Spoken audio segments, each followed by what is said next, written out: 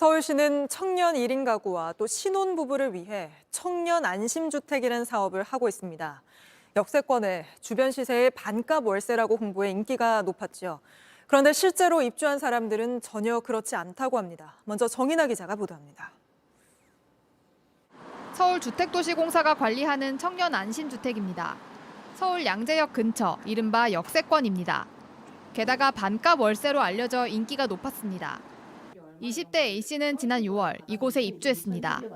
월세와 관리비를 포함해 매월 68만 원을 냈습니다. 주변의 다른 곳은 85만 원을 냈습니다. 반값이라더니 주변 시세의 80%에 가깝습니다. 특히 관리비가 월세의 절반에 가깝습니다. 청년주택이다 보니까 대부분은 이제 일을 하러 나가거나 학교에 가잖아요. 주변에 이제 인포데스크에 누가 있다고 해서 제가 그분들이 뭘 하시는지도 모르고. 관리 직원 간식비 등까지 포함돼 있는 게 문제라고 지적했습니다.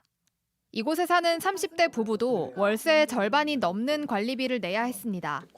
한 20만 원대 초반 정도 나올 거라고 예상을 하고 입주를 했는데 9월에 32만 원, 10월에는 30만 원 넘게 냈습니다. 비슷한 면적의 주변 오피스텔은 20만 원을 넘지 않는 걸로 파악됐습니다. 기본관리나 오피스텔 10만 원대 10에서 15분 사이예요. 청년 안심주택 위탁업체 측은 입주 초기 비품 구입비 등이 관리비에 포함돼 높게 나왔던 것이라고 해명했습니다. 취재가 시작되자 서울시는 내년에 실태조사를 하겠다고 밝혔습니다. JTBC 정인아입니다.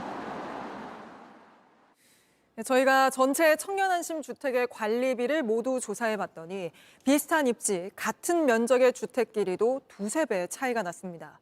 서울시는 이 문제를 알고 있다면서도 입주자들이 알아서 협의해야 한다고만 밝혔습니다. 이어서 김지윤 기자가 취재했습니다. 30대 부부가 사는 양재역 옆 청년 안심주택의 공통 관리비는 22만 원입니다. 근처에 있는 곳과 비교해봤습니다. 양재역 근처 청년주택에서 3km 떨어진 서초역 근처 청년주택입니다. 이곳의 일반 관리비는 12만 원이었는데요. 똑같은 역세권에 면적도 비슷하지만 관리비는 절반 수준인 겁니다. 서울주택도시공사가 관리하는 청년주택은 모두 45곳입니다. 전기세나 수도요금을 뺀 공통 관리비를 전수조사해보니 천차만별입니다. 비슷한 신혼부부용 면적에 12만 원에서 28만 원까지 나왔습니다. 이유가 있었습니다. 차이가 대부분 인건비에서 나오는데 서울시는 관리비 내역과 지출 원인까지만 보고 인건비가 어떻게 쓰이는지는 보지 않는 겁니다.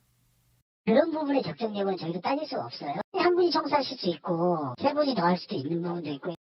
서울시는 입주자들이 관리업체와 알아서 협의해야 하는 문제라고 밝혔습니다.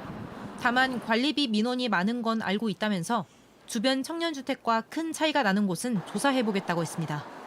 JTBC 김지윤입니다. 안녕하세요. 뉴스룸 앵커 한민용입니다. 오늘도 JTBC 뉴스룸을 시청해주신 여러분 고맙습니다. 오늘 저녁에도 뉴스의 현장에서 찾아뵙겠습니다.